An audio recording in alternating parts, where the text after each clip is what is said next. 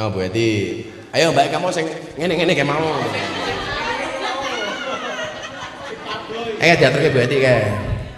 Sing ngono iki ayo malah karaoke malah pargo. Gas. Assalamualaikum warahmatullahi wabarakatuh. Waalaikumsalam. Namanya siapa? Aku deg-degan Pak. Oh, namanya deg-degan. Namanya Ratna. Oh, Ratna. Udah lama di sini Mbak Ratna? Oh, mau 5 bulan jalan. Oh, baru 5 bulan. Nanti kalau udah 7 bulan tingkepan ya. Kamu dari mana Mbak Ratna? Mau nanya Pak. Dari mana? Oh, dari mana? Dari Lampung. Oh, Lampung.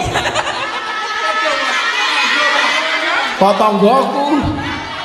Kamu Lampungnya mana? Lampung Timur. Waduh.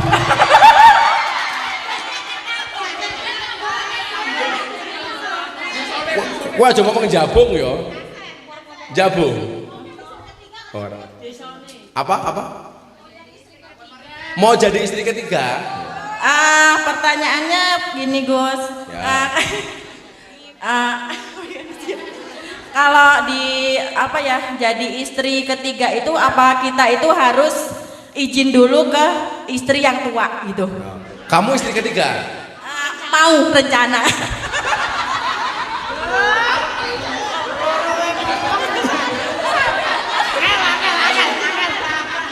Kamu kenapa mau jadi istri ketiga? Emang kamu dikasih apa? Kamu dijanjikan apa?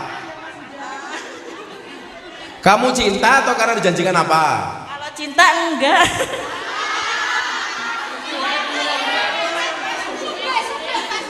Suge. Enggak sih, enggak. Kayak cuman ngasih pertanyaan aja ke aku gitu, Pak. Kamu mau nggak jadi istri ketiga aku gitu orangnya? Hah? Kamu mau jadi istri ketiga aku nggak gitu pertanyaannya? Iya kayak gitu. Terus kamu mau? Tapi saya kerja kayak gini dulu, tapi kamu mau nggak gitu? Oh. Jadi di rumah aku milikmu, di Sarkem aku milik orang lain.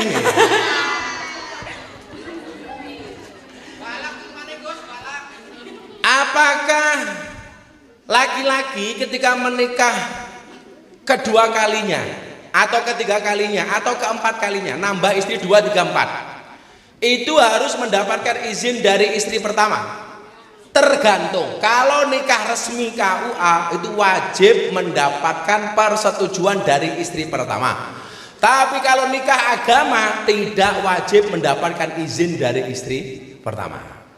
Jadi laki-laki itu kalau menikah lagi itu satu, ke pengadilan itu membawa surat izin dari istri. Kemudian yang kedua, surat pernyataan dia bisa berbuat adil. Nomor 3, surat kemampuan secara ekonomi. Itu toh.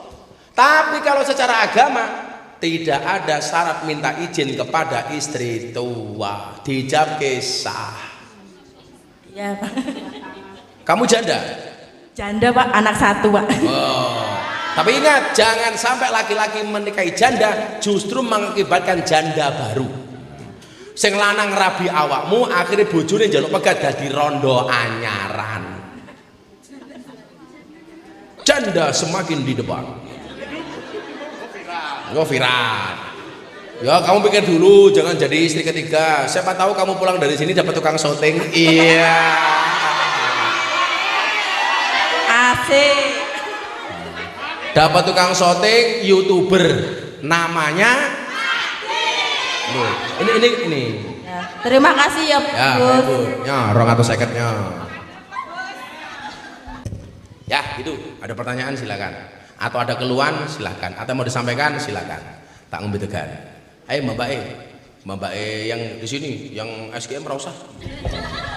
Gua malah kowe diarani cah Sarkem. Ayo.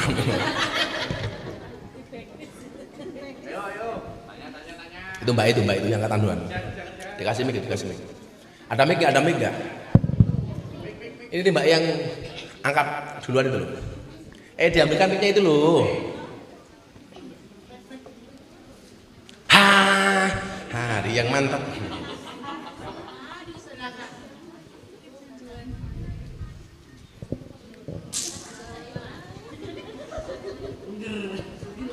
Assalamualaikum warahmatullahi wabarakatuh. Waalaikumsalam. Namanya siapa? Namanya Mirnawati. Siapa? Mirnawati. Oh, Mirna. Gus mau tanya. Beti aku. Loh, Sianida, Mirna. Mbak Mirna dari mana Mbak Mirna? Dari Bojonegoro aslinya. Mana? Bojonegoro. Oh, Bojonegoro. Mau tanya apa hukumnya di saat kita mau sholat itu tapi tanpa sajadah apa Apanya? dosa? Tanpa apa? Tanpa sajadah. Wong kowe sholat tanpa sajadah gitu. Nggih. Tapi tempatnya suci apa enggak? Suci. Ya suci ora apa-apa. Enggak apa-apa. Enggak ada syarat wajib sholat kudu nganggo sajadah. Nggih. Sholat di atas tanah pun sah. Makanya kalau kamu besok selama bersih. Karena setiap tanah itu adalah masjid. Masjid itu apa? Tempat sujud. Di mana-mana boleh. Kayak di Arab itu orang sholat, orang lewat jalan tol. Adzan, mereka langsung berhenti di jalan tol di pinggir, langsung sholat di situ tanpa sajadah, mereka biasa. Saya dulu beberapa kali nemenin orang karaoke itu, saya sholat di dalam room karaoke. Jadi saya Allahu Akbar, samping saya hari yang mantap. Enggak harus pakai sajadah, yang penting suci, yang kedua harus nutup aurat. Saya sarankan mbak-mbaknya kalau sholat pakai ruko yang satu potong saja, jangan dua potong, yang long itu loh. Karena kadang-kadang kalau kamu ke susu waktu ini sholat mentek, kalau sajadah, kalau rukuhnya itu dua potong, kamu nggak pakai baju, kamu nggak pakai kotang, begitu Allahu Akbar, enggak malaikatnya bengok, wow. Yo lah mantap, lah kewer-kewer, ayo gue. Jadi pakai rukuh yang satu potong, yang one piece. Jadi satu itu long itu loh, bukan yang dua potong. Karena untuk menghindari hal-hal yang tidak diinginkan. Malah kono angin barang melentung. Gitu ya, Mbak. Anu boleh nggak pakai kita? Oh, tak sangoni 250.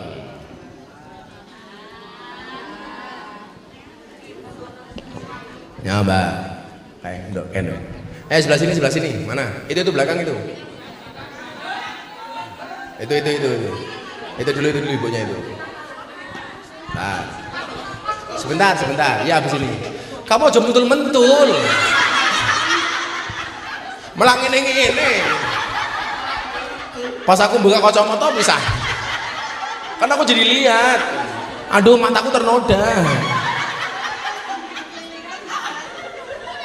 Mataku kelilipan. Bismillahirrahmanirrahim. Ya, bariki kowe. Malah ngomong ini. Assalamualaikum warahmatullahi wabarakatuh. Waalaikumsalam. Bu siapa namanya? Ati Hartono. Tinggalnya di Sesrojan sini? Iya, ya. betul. Bu Ati? Iya. Apa Bu Ati? Mau tanya Gus, tapi mohon pencerahannya nggih Gus. Kalau kita hubungan suami istri, terus suami sendiri toh? Iya. Itu suami saya ada di luar. Oh, ada di luar. Iya. Gandeng sama Pak Sarjono kok. Oh, jadi satu. tak pikir gandeng sama Mbak yang lain. Oh, jangan. Apa Bu Ati? Kalau kita hubungan suami istri, terus enak. Allahu Akbar. Terus kalau mau sholat itu harus mandi junub dulu. Terus? Diharuskan kan gitu? Apa? Harus kan ya? Wajib. Oh gitu. Selama ini kamu mandi nggak? Iyalah. Terus? Itu kan hukumnya wajib. Semisal kita kan habis hubungan suami istri terus langsung tidur lagi, nggak langsung mandi, apa diperbolehkan gitu? Nggak langsung sholat maksudnya? Ya bangun tidur harus langsung mandi. Jadi ini ya pelajaran mandi jinabah ya. Oh gitu. Orang itu wajib mandi jinabah ketika melakukan junub, baik dengan pasangan sah maupun yang tidak sah. Wajib mandi. Nawaitul husla lirafil hadasil akbari minal jinabati. Ora iso bahasa Arabe, bahasa Jawa. Niat ingsun adus ngicalaken hadas gede sangka junub lillahi ta'ala fardhon lillahi ta'ala. Sunahnya apa? Sunahnya dimulai menyiram dari bagian kanan, baru kemudian bagian kiri, meratakan seluruh air, nggak boleh ada yang ketinggalan, termasuk sela-sela rambut. Makanya sih paling aman mau lanang gundul, biur langsung rotot. Lah gondrong, wah tak diusel-uselin. Makanya kalau abah subuhan ngimami santri kok rambutnya teles, santri ngerasani cie.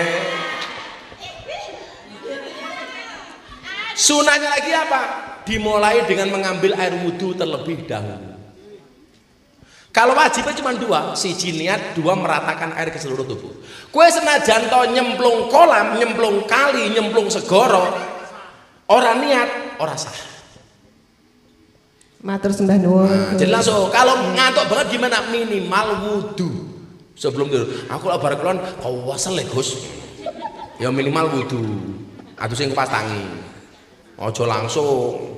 Makanya pun dalam agama ono coro. Kok suami istri bareng kelon kok pengen meneh. Kuwi disunahke untuk yang kedua kalinya wudhu dulu. Matur. Oh setelah adem. Setelah adem Gus malah mengkeret. Jadi sunahnya wudhu dulu.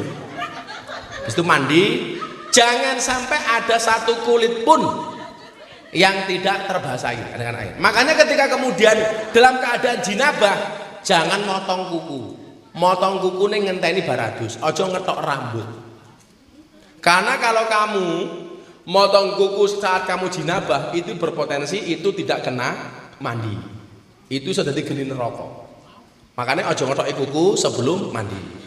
Ojo motong rambut. Engko pas jinabat malah apa jenenge nyemir rambut. Ojo nyemire pas suci. Cuma mbak-mbak kalau mau nyemir rambut jangan dalam keadaan head.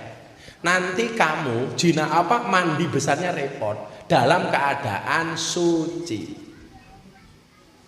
Kowe motong rambut dalam keadaan suci, pas menke ojo ngetok rambut. Karena kalau rambut kamu ketok berarti kamu ketok tidak dalam keadaan suci. Kowe pengen ngerok alis dalam keadaan suci. Termasuk kudu. Gitu ya Bu Ati. Selamat berjinabah lagi ya. Yang belakang itu sana Bu, sana. Sana yang belakang itu pojok.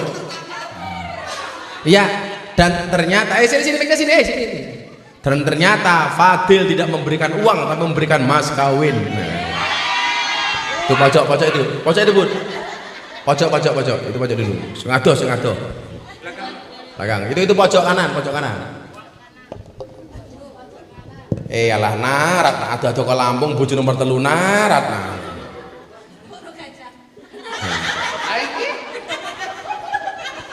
Oh, ya ora lah rabi karo Fadil iki pas. Kan Lampung gajah, iya, lemu. Ayo, siapa namanya? Assalamualaikum, nama saya Rere. Siapa? Rere. Kire. Rere. Oh, Rere.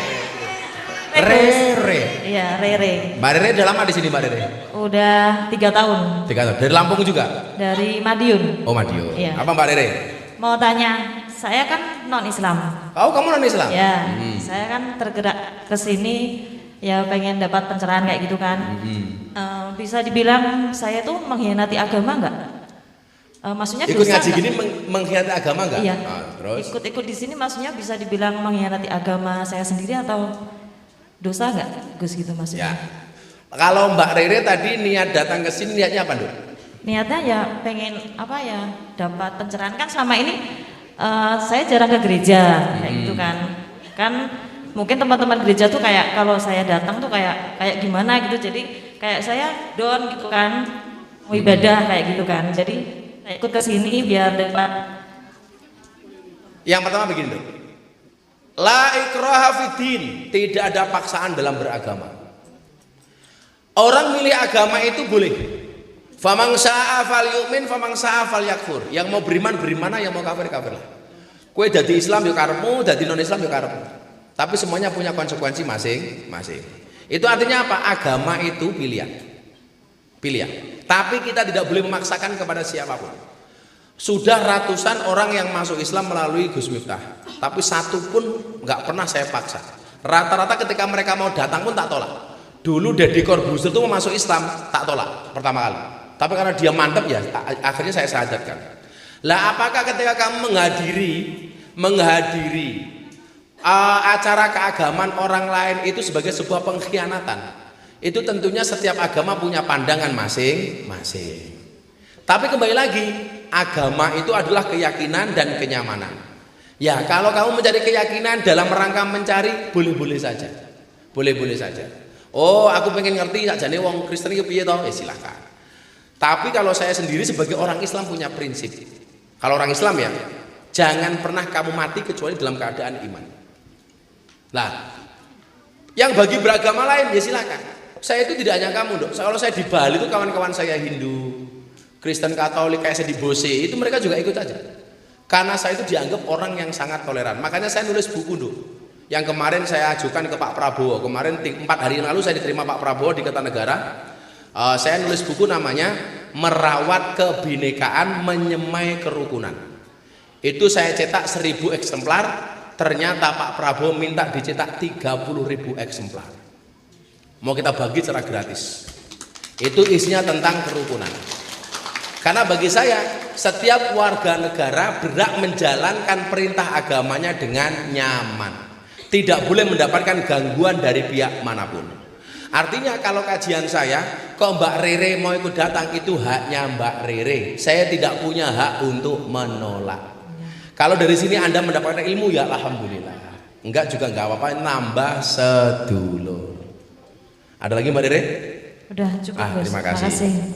Tepuk tangan untuk Mbak Rere. Ya, Mbak Rere sangoni nyoke. Sangoni pira Mbak Rere? Kok kowe ngatur-ngatur kok sing di duit iki lho. Oh, pertanyaannya bagus. Ya wes Mbak Rere 500.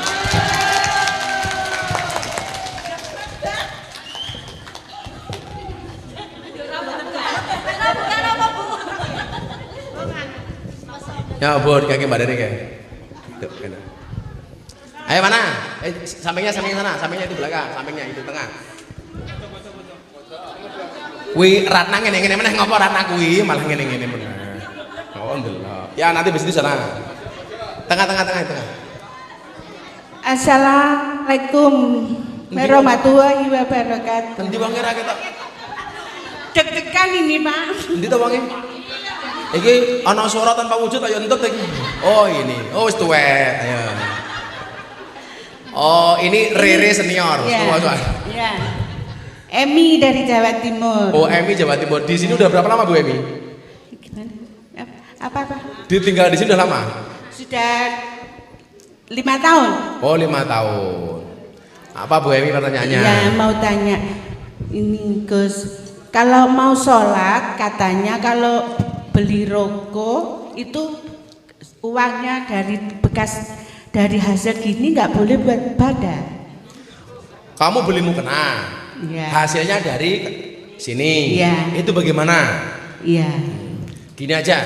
Ya. Bu Emi jangan beli rukoh dari hasil itu. Kalau nggak punya rukoh ngomong sama saya tak kasih rukoh. Kemarin saya dikasih dari Gus, itu udah saya buat sholat. Jadi saya kalau sholat pilih gitu, jadi yang suci uangnya. Pokoknya kalau Mbak Sarkem yang nggak punya rukoh ngomong saja tak kasih rukoh. Iya. Ya. Nah, pokoknya kalau nggak punya rukoh ngomong sama saya tak kasih. Baik hadiah maupun mas kawin. Iya. Ya makasih. Wong 100 mas kawin. Jebol boyorku. Ruko, emang rukonya Bu Emi udah rusak? Ada cuma satu, kalau beli yang baru nggak saya pakai karena nggak bisa buat ibadah. Ruko harganya berapa tuh? 200? 300? Oh 300-nya atau kayak tak kasih 300 untuk beli ruko? Ya makasih. Memang gitu ruko Bu Emi. Sholat ya? Iya makasih itu Gus. Ya, kanan. Sebentar dong. Oh ini tengah dulu itu. Mbak itu yang pakai kerudung itu. Sini dulu. Tuh. Yang pakai sweater.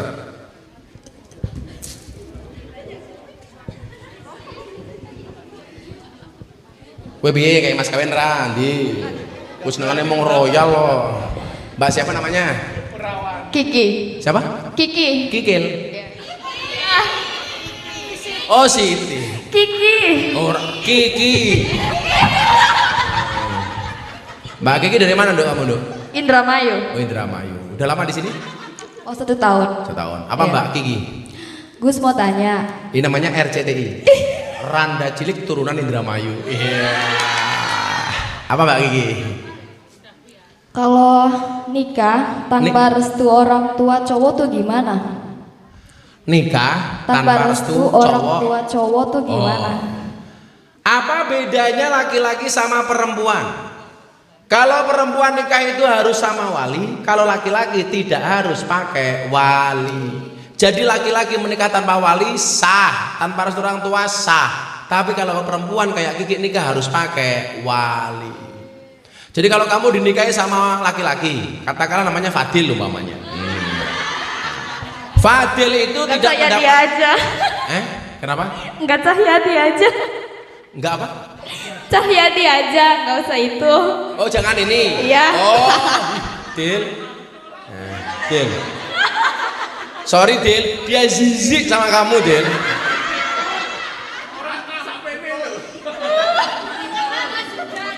Tapi kalau kamu itu wajib pakai wali loh. La nikaha illa biwaliyin wa syahidai adlin. Tidak ada pernikahan kecuali dengan wali. Bapaknya nggak ada nikah lagi, nggak mau diituin. Kenapa?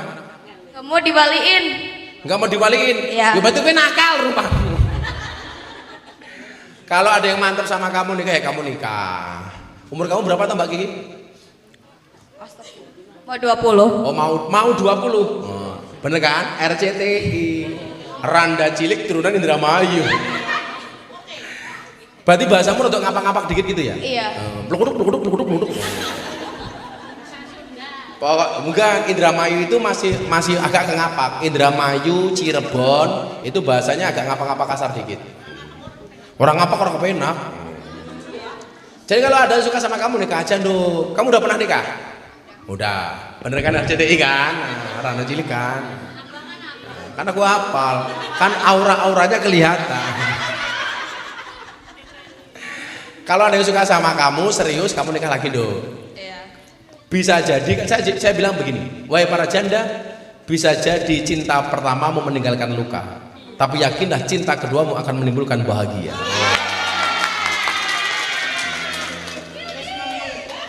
Kepala wis memeng iki lho. Pokoknya laki-laki dekat dengan janda itu luar biasa. Karena tidak ada malam pertama, adanya malam terusan. Yaudah, Mbak Kiki, nyando, sangoni, Kiki.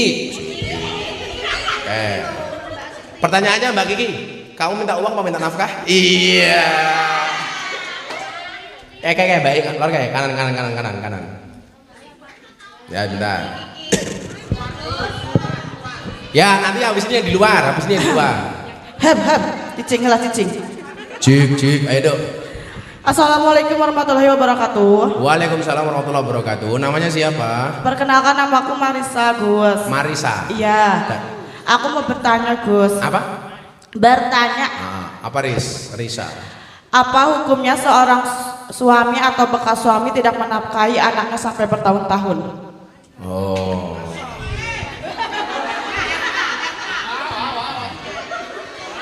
Itu pertanyaan apa curhat? Curhat sama pertanyaan sama aja, Gus. Curhat aja. Jadi gini, salah satu hak anak, terutama ketika anak itu belum balik, itu adalah wajib mendapatkan nafkah dari orang tuanya. Artinya apa? Perceraian itu tidak bisa menghapus nafkah. Karena ingat, ada mantan istri tapi tidak ada mantan anak. Jadi katakanlah anaknya bersama kamu, dia bisa kehilangan status sebagai suamimu, tapi tidak bisa menghilangkan status sebagai bapak dari anak-anakmu. Itu artinya apa? Kalau bapak tidak memberikan nafkah kepada anaknya, itu berdosa, sungguh terlalu. Ya. Kamu edit, kamu Videonya kamu kirim ke mantan suamimu. Ah, sudah tidak berhubungan, apa maksudnya? Ya nggak boleh berhubungan loh. Berkomunikasi, Gus. Anakmu berapa yang ditelantarkan? Dalam Yang ditelantarkan anakmu berapa? satu. Oh, satu. Udah, pokoknya Makasih, Gus. apa namanya, laki-laki berdosa kalau tidak menafkahi anaknya. Gelem Sampai gak? bertahun-tahun, Gus Gelem itu. gak? Ora gelem tanggung jawab. Makanya Sampai senengane kok mengici bos tok. Ya, makasih ya, Gus. Kayaknya Mbak Marisa hak. Yang luar. Yang kasih Mbak Marisa Bud. Itu yang luar. Bud, karena Bud. Masa yang di luar bantu itu loh.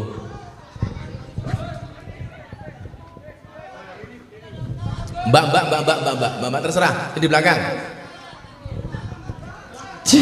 Ya. Ngadeg ben ketok. Halo Gus, Halo. mau tanya Gus, Siapa namanya? Halo. Mbak Nela. Siapa? Mbak Nela. Nela. Oh, Nela tanpa harisma. Kamu di sini berapa lama Mbak Nela?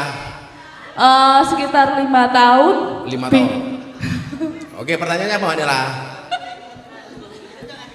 Mau tanya, Mau jawab? apa hukumnya kalau orang tidak membayar utang? Apa benar utang dibawa mati? Ya. Mau nanya, Kamu hutang apa ngutangi? apa? Kamu utang apa ngutangi? Enggak, cuma kadang-kadang. Tak wacake hadis babakan utang. Iki rungono kabeh, sing diutang rungono. Mbak Nela coba dengarkan. Fida ini dalam masalah utang. Dalam masalah hutang, dengerin. Walladzi nafsi Muhammadin biyadi. Demi zat yang menggenggam jiwa Nabi Muhammad. Lau anna rajulan qutila fi sabilillah. Seandainya seseorang itu terbunuh di jalan Allah, mati ini syahid. Summa asa, kemudian dihidupkan kembali. Kok malah Summa qutila fi sabilillah, kemudian dia mati fi sabilillah kedua kalinya. Summa asa, kemudian hidup lagi. Summa qutila fi sabilillah, mati lagi fi sabilillah yang ketiga kalinya. Summa asa, kemudian dia hidup lagi. Wa alaihi dainun, tapi dia punya hutang. Madakhalal jannah hatta yakdiya dainahu. Dia tidak akan pernah masuk surga sehingga membayar hutangnya. Padahal matinya mati sabilillah, tapi duwe utang ra dibayar, maka tidak bisa masuk surga. Ingat, orang hutang itu wajahnya melas kon bayar males. Larape hutang wajahnya luwih manis tinimbang madu, tapi lah ditagih luwih medeni tinimbang Israel. Betul? Wah, yang punya utang sadarlah. Ojo gampang utang, ojo gampang utang. Orang itu kalau diutangi ra gelem menehi, itu dia berpotensi kehilangan teman. Jadi seorang utang kepada temannya kok nggak dikasih, dia berpotensi kehilangan saudara. Tapi kalau dikasih hutangan, dia akan berpotensi kehilangan dua hal. Satu, kehilangan uang. Dua, kehilangan saudara. Karena banyak terjadi permusuhan gara-gara utang. Awalnya saudara, gara-gara utang jadi musuh. Soalnya rakwat bayar biasanya delik ngadoh nggak nyambung silaturahmi. Betul? Makanya mbak-mbak kalau sama tamu jangan mau diutang, apa mana ninggal KTP. Kudu cash. Kowe engko nyuwun sewu nagih repot. Kowe tahu kowe diutang karo aku apa? Kowe ben nimplek rong bayar kowe ya. Angel. Gini Mbak Nela ya. Iya Gus. Ya, nyanduk 300. Sun.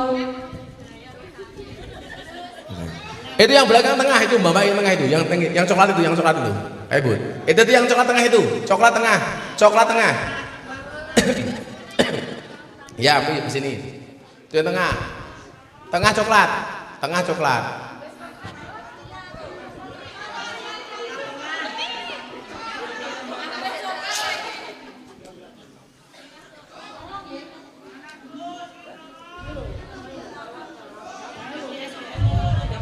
Ya.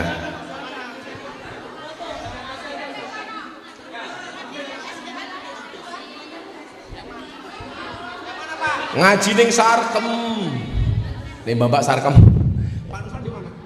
Sing akeh pertanyaan. Pak Nusron di mana? Pak Menteri. Ya udah tak ketemu Bapak sini. Oke, tak ketemu Bapak sini. Assalamualaikum warahmatullahi wabarakatuh.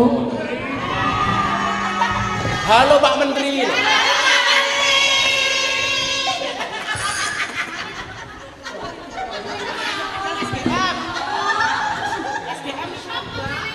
Assalamualaikum warahmatullahi wabarakatuh. Waalaikumsalam. Mbak siapa namanya? Dea. Apa? Dea. Gea. Dea. Dea. Iya. Apa Mbak Dea? Mau tanya Gus, anak saya kan baru meninggal 1 bulan yang lalu. Apa? Naik kelas? Baru meninggal satu bulan yang lalu. Baru meninggal 1 bulan yang lalu terus? Iya. Tapi saya tidak pernah mengurusinya sejak umur 3 bulan karena tinggal di suami kan. Itu saya termasuk orang tua yang berdosa nggak kalau tidak mengurusi dia?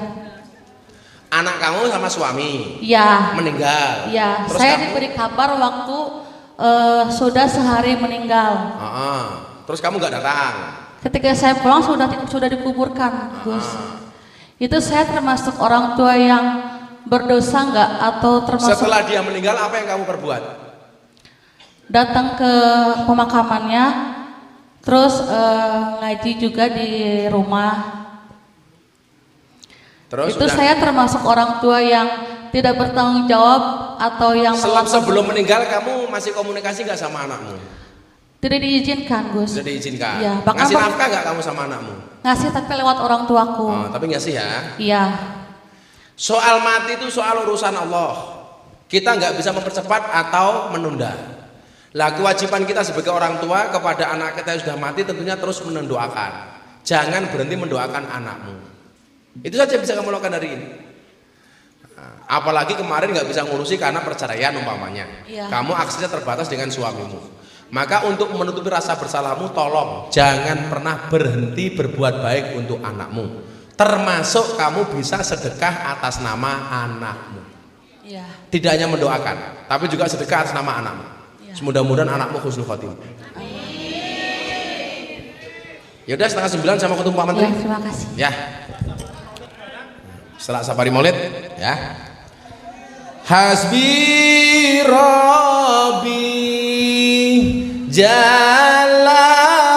Jalallah ma fi qalbi ghairullah Nur Muhammad sallallahu la ilaha illallah hasbi rabbi jalallah ma fi qalbi ghairullah nur Muhammad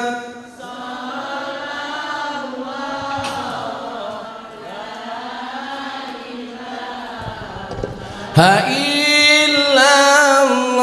Bismillahirrahmanirrahim. Allahumma shalli ala sayyidina Muhammad wa ala ali sayyidina Muhammad walhamdulillahi rabbil alamin. Rabbana dhalamna anfusana wa illam taghfir lana wa tarhamna lanakunanna minal khasirin. Ya Allah, hambamu datang dengan hati yang penuh noda. Amin.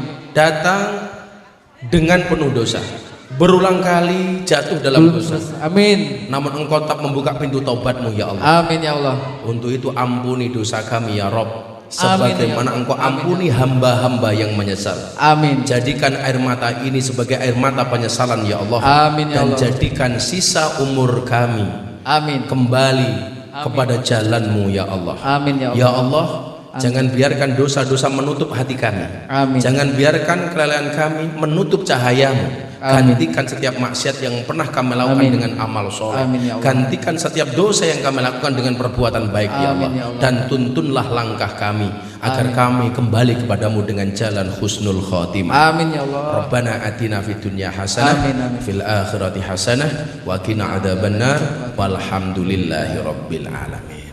Silakan makan, itu ada makanan yang masak tadi Bunda. Ya. Terima kasih.